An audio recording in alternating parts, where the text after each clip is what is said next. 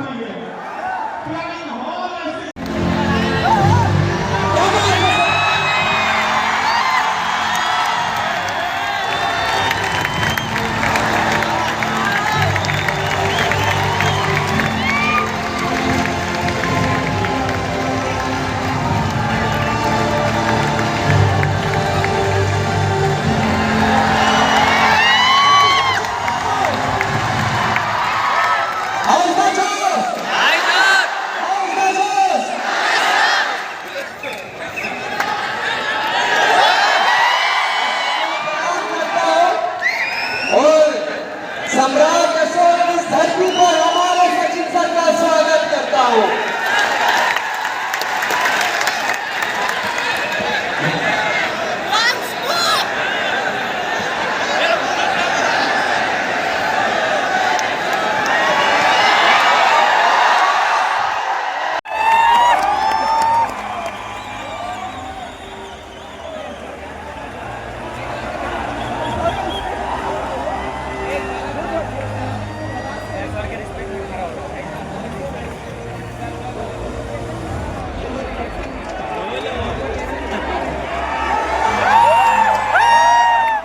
इधर सर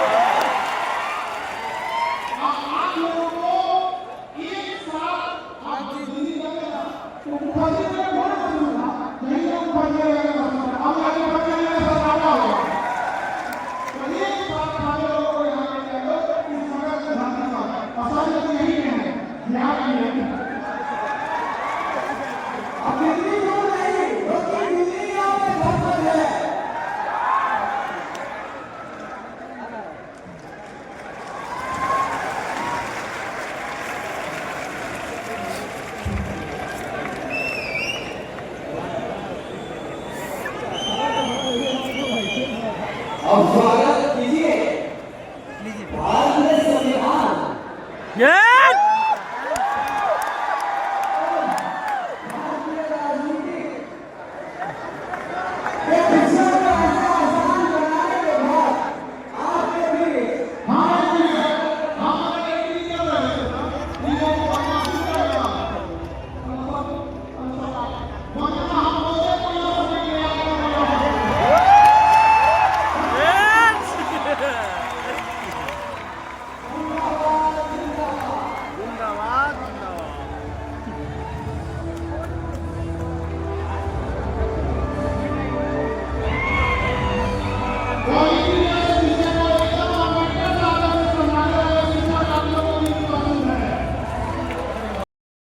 इस रात को मिले, अगले दिन की ट्रेन थी। मैंने कहा सर कलकत्ता वो केरल से होकर लौट कर आता हूँ। तो खान सर ने जो बात कही थी, ये बात मैं इसलिए कह रहा हूँ कि एक आंदोलन की बात कही कि उच्च गुणवत्ता की शिक्षक और शिक्षा हर वर्ग को पहुंचानी है।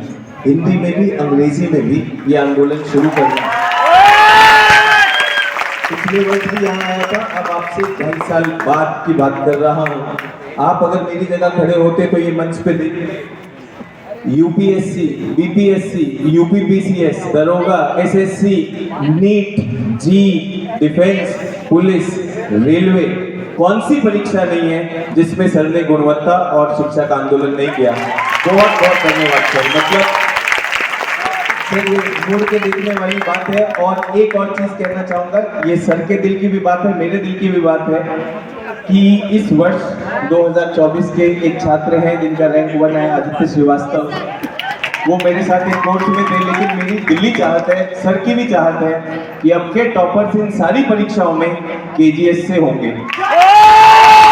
पास नहीं हुआ है, टॉप लेकर आना है। सर ने कोई कसर नहीं छोड़ी है। इस तरह के सारे शिक्षक, इस स्तर के शिक्षक नहीं मिलेंगे आपको, और आप पे पूरा विश्वास है हमें। बस वो प्रण और थोड़ा सा और जोश के साथ। सर बहुत बहुत धन्यवाद इस आंदोलन को चलाए रखने के लिए। और जैसा सर ने कहा, सर की सोच बहुत आगे की जाती है।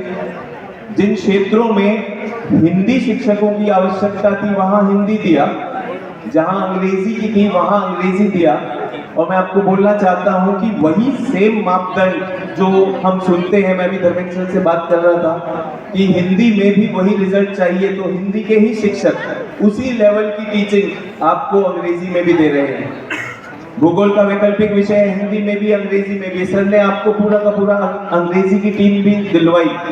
तो ये सारी चीजें यहाँ पर केजीएस में हो रही हैं। ये बहुत बड़ा एक आंदोलन है, मैं इसका हिस्सा होकर बहुत गर्वान्वित हूँ। और आखिरी चीज जो मैं कहना चाहता हूँ, मेरे सभी शिक्षकों के पास बहुत सारी चीजें हैं बताने के लिए, और विषय का तो आप सब आमंत्रित हैं, उन कोर्सेज में आइए। दिल्ली जैसा शहर, वहाँ जाना, अपने घर को छोड़कर, और वहाँ की प्रतिस्पर्धा को देखकर मैं पाता हूँ कि बच्चे कई बार घबरा भी जाते हैं, स्वास्थ्य की भी चिंता होती है। यहाँ सारे शिक्षक आपको उसी प्रेम से देखते हैं, आपके घर आकर, ऑनलाइन में या फिर पटना में या जो भी शहर है, वहाँ पर हमें बहुत मानवीय पहलू लेकर जाते हैं बच्चे।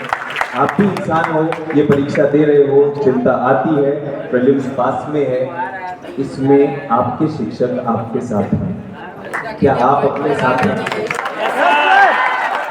ये रहना है, और हम सब खान सर के साथ जुड़कर आपके हमेशा हित के लिए लगे हुए हैं। बहुत बहुत धन्यवाद, आप लोग यहाँ आए, इतना जोश बनाकर, आप सबका आभार। Thank you sir, thank you so much. एक बात हम बोला नहीं,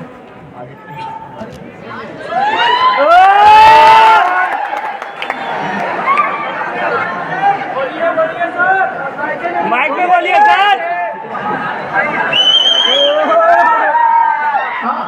हम लोग जब रात सर से मिले थे, दिसंबर ठंड का टाइम था 2022। सर को केरला जाना था। हम अगर एक दिन लेट हुए रहते तो सर केरला शिफ्ट हो गए रहते। उस दिन रात में हम लोग 3 बजे रात तक हम लोग मीटिंग किए थे, और सर ने उस समय डिसाइड किया कि नहीं, अगर बच्चों को अच्छी शिक्षा चाहिए तो हम जरूर देंगे। लेकिन जब हमने बोला कि एकदम महज जिस चीज़ की फीस 1.5 लाख बोला के, हमने कहा कि नहीं सर, हम लोग इसको स्टार्ट करेंगे। और जब फर्स्ट हम लोग बैच लाए थे 7,500 पे, तो सर उस समय कहे कि ये पॉसिबल कैसे है? हम कहे जब आप लोग का साथ है तो फिर हमको किसी से लड़ने में कोई एतराज नहीं है। उस दिन से अब तक चाहे जो कुछ हो, हम सब ने एक चीज को दिखा दिया कि अगर हम लोग शुरुआत करना चाहें तो बदलाव जरूर आता है। Yes sir. बहुत सारी चीजें होती रहती हैं यहाँ पे। तो सर के पिताजी की बीच में थोड़ी सी हेल्थ गड़बड़ हो गई थी, तो हमको लगा कि थोड़ा सा डिस्टर्ब होगा, लेकिन आप सबकी दुआएं इतनी अच्छी थी, इतनी दुआएं लगी कि सर के पिताजी एकदम अच्छे हो गए, स्वस्थ हो गए। तो ये इमोशन है, आप लोग का लगाव है, जो ऐसा लगता है कि डॉक्टर लोग भी चौंक जाते हैं, इतना जल्दी कैसे सही हो गया। तो भाई आप लोग की दुआएं हैं, क्योंकि आप लोग का क्लास डिस्टर्ब ना हो जाएगा। तो बहुत बहुत स्वागत है सर आपका, बहुत बहुत स्वागत है। बहुत बहुत शुक्रिया।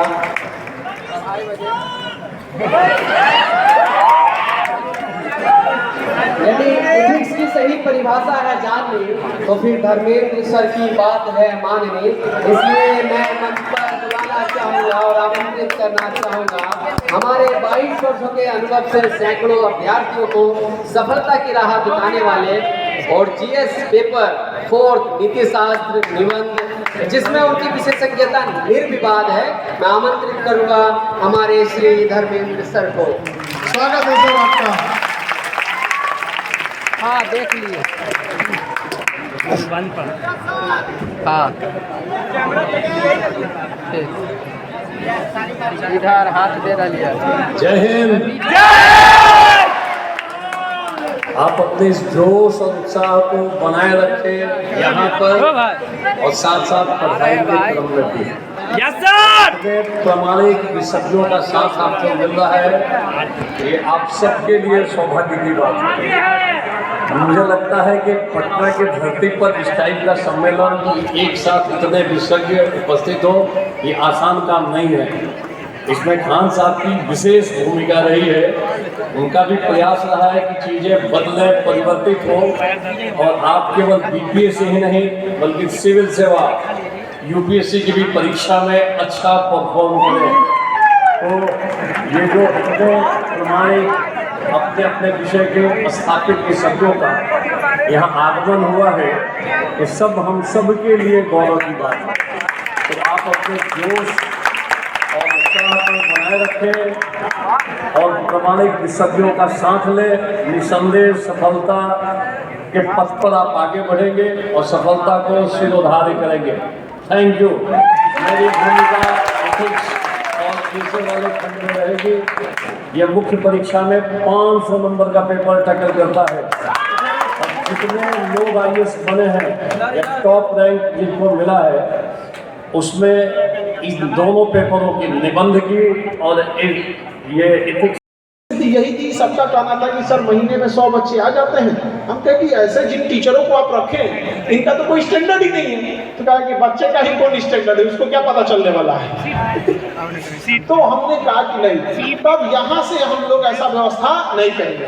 तो A to Z टीचर हम लोग कहाँ से लाए, बाहर से, चाहे दिल्ली हो जाए NCR, जो वहाँ पढ़ा रहे थे। और हम ये प्रण लिए थे कि जिन जिन के पास हम अशोक राजपथ पे गए थे, ये बात उनसे सीखने के लिए, वो सीखे क्या हो तो चौपटे किया हुए लोग जाते हैं कि 2 साल बाद हम जाके दोबारा उन लोगों से मिलेंगे और कहेंगे कि देखिए हमने व्यवस्था को बदल दिया। तो हम 2 साल बाद मिलने भी गए तो उसमें से सब बंद हो गया, सब कुछ। तो बताओ हम मिले किससे, हम किसे मिले आप लोगों से? तो अब आप लोग जब क्लास करते हैं हमें तो स्टैंडर्ड पता चलता है कि नहीं पता चलता है? ऐसा तो नहीं होता है ना कि भाई आप वहाँ भी हैं, वही चीज को यहाँ चिपका दीजिए, वही पुलिस में पढ़ाइए, वही SSC में पढ़ाइए, वही दरोगा में, वही BPSC में वही चिपका दीजिए UPSC में। ऐसा नहीं ना होता है। नहीं सर। कंप्लीट क्या होता है, डिफरेंट होता है। और ऐसा भी नहीं है कि यूनिवर्सिटी वाला सिलेबस आदमी चिपका देता है। तो हम लोग का उद्देश्य था ईमानदारी से जब आप लोग पढ़ाना चालू किए तो सब लोगों ने साथ दिया। और जब शुरुआत किए थे लोग, तो लोगों ने कहा कि ठीक है, अब सस्ता है, टीचर भी बढ़िया है, एग्जाम में क्वेश्चन आएगा कि नहीं आएगा। अब जो एग्जाम में क्वेश्चन आया उसके लिए जो हम लोगों की खिंचाई किया सकती, इतना काहे आ गया, ये क्या बता दीजिए भाई, इतना काहे आ गया। फिर से एग्जाम आ रहा है, उतने आएगा, फिर से आ रहा है, महंगाई नहीं गया भाई अपना अलग अलग है। लेकिन पहले क्या था कि क्लास में टेस्ट दिया जाता था। आज देखिए आप लोग अलग अलग जगहों में सेंटर पे टेस्ट देते हैं, देते हैं कि नहीं? जब बच्चे एग्जाम दे रहे थे तो कह रहे थे कि सर ऐसा लग ही नहीं रहा था कि हम लोग एग्जाम में बैठे, लग रहा है जैसे रेगुलर टेस्ट होता है ना हमेशा, वैसे ही रेगुलर टेस्ट की तरह हो रहा था। अरे हम लोग की तो व्यवस्था भी ठीक ठाक थी, तो BPSC की व्यवस्था खराब हो गई थी, चौपट कर लिया, नहीं चौपट कर लिया। अब कोई अपना चौपट कर ले तो हम लोग उसमें क्या करेंगे, तो उसकी व्यवस्था का है। लेकिन इन सारी चीजें को एक तरफ रखते हुए आपको जो अपनी पढ़ाई पे ध्यान देना है, वो सारे एक्सक्यूज अपने पास रहेंगे। सबके सामने समस्याएं थी, ऐसा जीवन में कोई व्यक्ति आपको नहीं मिलेगा जिसका लाइफ एकदम आसानी से बीत जाता है। सबके जीवन में कोई ना कोई समस्या आई। एक इंसान बड़ा गरीब था, उसको चप्पल तक नहीं था पहनने के लिए और बहुत दुर्दशा में था।